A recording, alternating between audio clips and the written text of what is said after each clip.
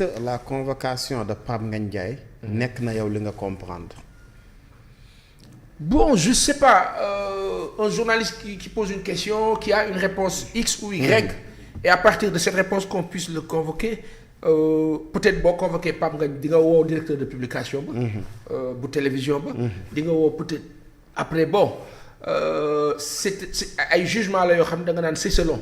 la preuve il a été entendu après libéré nañ ko je pense que mën nga ne woy est-ce que jar na ko maintenant après nga ne bon de toute façon déglu nañ ko bàyyiwaat nañ ko mais fii man je me dis que on fait trop de choses des événements qui n'en sont pas gis nga tey jii nii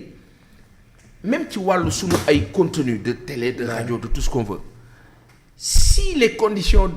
d'organisation pratique de notre travail étaient si réunies que le support média a l'économie qu'il faut mais am na sujet yoo xam ne daf koy omettre effectivement danaan amaluma benn njëriñ day dem ci beneen niveau mais malheureusement l'environnement est puéril et tel que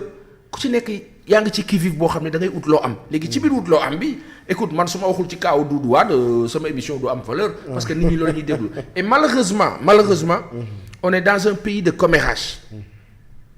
à la limite tu te dis on fait plus du journalisme on fait du top cas par cas bu ñu jógee ci bii fii ak ngoon bon y aura un autre bêtisier dama yàlla baal ñu jëlaat voilà le procureur nee na nañ woo diw alors que on doit être man je suis offusqué que damay toog ba mu yàgg ça m'arrive où je regarde plus l'info j'écoute plus je me dis c'est-à-dire j'ai l'impression d'être dans la même sauce quoi c'est-à-dire que ça bouge pas alors que on doit me dire que il y a parce que il y a des choses que le gouvernement fait mais qui sont bien mais on n'en parle pas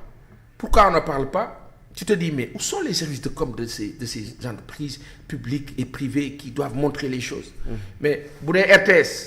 coow laa nga fa donc doo tal sax ñoom la ñoo liggéey et liggéey bi parfois du yemb comme il faut parce que voilà ils sont dans le qui-vive bu dee yeneen secteurs yi ñu ngi ci topp cas bi après ñun ñu ngi ci niveau ay simol quoi c'est-à-dire lamb jeex na dëkk bi kenn du am jàmm mais quand un État est dans ça il y a problème donc lu ñu topp la boobu ba tey je me dis que nos autorités doivent plus s'affairer à ça qu'autre chose quoi boo nañ mën nekk ci beneen niveau sincèrement en tout cas on n'avance pas parce que bon wane nga ko et aussi dafa mel ne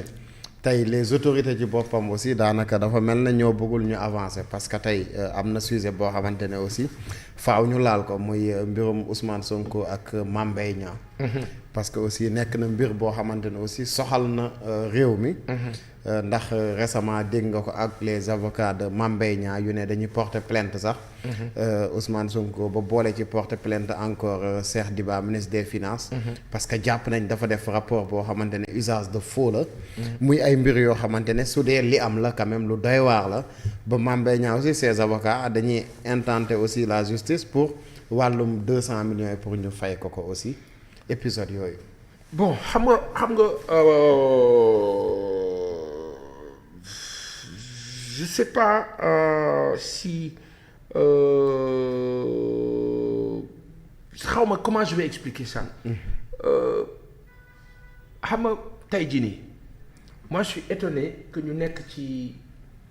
gaamu bu ma delloo ginnaaw mais pourquoi dans cette histoire on ne parle pas du livre de Birahim Seck Forum Civil ouais. Moi je parle pas du rapport et autres le livre de Birahim Seck qui dit-il mu tuddee ko festin à 36 milliards pourquoi loolu personne naan lu tax kenn du débattre ci loolu man loolu mooy sama problème lu tax c'est-à-dire que fii ñu nekk pour man warul nekk question bi la question c'est pourquoi on ne parle pas de cette histoire léegi alal jooju on n'en parle pas les 29 milliards oui c'est pourquoi on n'en parle pas et c'est là où aussi je dis que le nouveau régime ñoom ñoo war a dénoncer loolu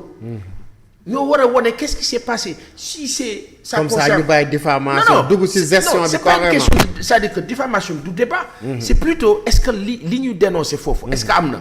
est-ce que on a festoyé avec l'argent du contribuable loolu su amul ñu ne ah vraiment. mais su amee nag léegi qu'est-ce léegi dellu day am ñu teg ko ne non non man sama problème loolu la. donc je me dis que le nouveau régime peut-être foofu la war a liggéeyee ne Sénégalais yi Prodac la fa xew. lii la nii la demee nii ak nii. diw laale na ci laalewu ci mu ngi nii et je me dis que peut-être bu ñu eggoon ci niveau boobu. doon nañu mën a xam ndax monsieur Niang il a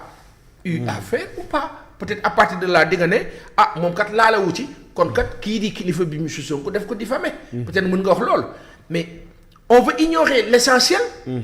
bëgg a nekk ci ça me pose problème après procès beeg la ca nekk ak yëpp moi je me dis que le vrai débat newuñ ci le vrai débat c'est plutôt est-ce que loolu nga xam ne Birahim Seck wax na ko am na wala amul. et moi je m'attendais à ce qu'on me dise que Birahim Seck kat porte nañ ko plainte. mais bizarrement on n'en parle pas. on ne parle pas de lui après man bu ma nekkee nit simple ni di réfléchir dama naan bah écoutez kon cette histoire de 36 milliards am na waa léegi ana koppar yooyu et personne n'en parle donc c'est parti l'argent est parti ça me pose problème mais xam nga aussi c'est quelque chose ba am te dañ ko judiciariser. ba daanaka moo tere woon sax doon Ousmane Sonko candidat. mu nekk loo am te ne ba tey gaañ jóguñu ci ba tey ñu ngi ci c'est vrai que li nga wax ci d'une part mën na nekk mooy ñu bàyyi waxu diffamation jëm ci gestion bi carrément. est-ce que lim ci wax am na wala amul. c'est vrai que waroon nañ àgg foofu mais xam nga bu ñu àggee fii bay waxi restituer 200 millions yi bay wax ne dañ def usage de faux aussi ci ay rapports aussi. ça aussi il faut qu'on en parle. Oui xam nga man aujourd'hui lu tax ma ne la c'est le vrai débat on n'en parle pas. C'est parce que loolu dañ ko jël comme soupape. Soupape pourquoi? Soupape pour insister sur la situation de quelqu'un potentiellement qui n'a pas pu être candidat ou n'a pas pu candidater à un moment donné parce que voilà jiñ nañ ko loolu. Mais moi mon problème loolu yëpp dama ko teg de côté et j'ai encore une fois de plus. Pourquoi nom de Dieu on ne parle pas du festin de 36 milliards. Et je pense que peut-être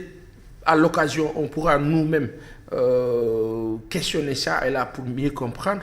et davantage xam lan moo xew Prodac. Je pense que loolu moo gën a important à partir de là peut-être on pourra mieux appréhender et mieux juger. man daal loolu mooy sama gis-gis.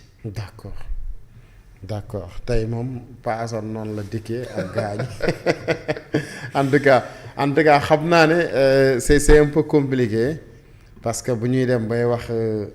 gars yi nañu génne xaalis beeg tout ça aussi mais même le cas aussi de Farba Ngom tey jot nga xibaar quand même sur le journal Les Échos. waaw ñu ne assemblée bi war nañu daje. et certainement c'est pour la levée de l'immunité parlementaire de Farba Ngom. ñu gis le ministre Yacine Fall defoon conférence de presse doon évoquer les téléphones de Farba tout ça. aussi ça aussi c'est des choses yoo xam ne aussi ça retarde le pays hein. Bon là Thierno Malick laajoo ma question da nga def jugement de valeur da nga def jugement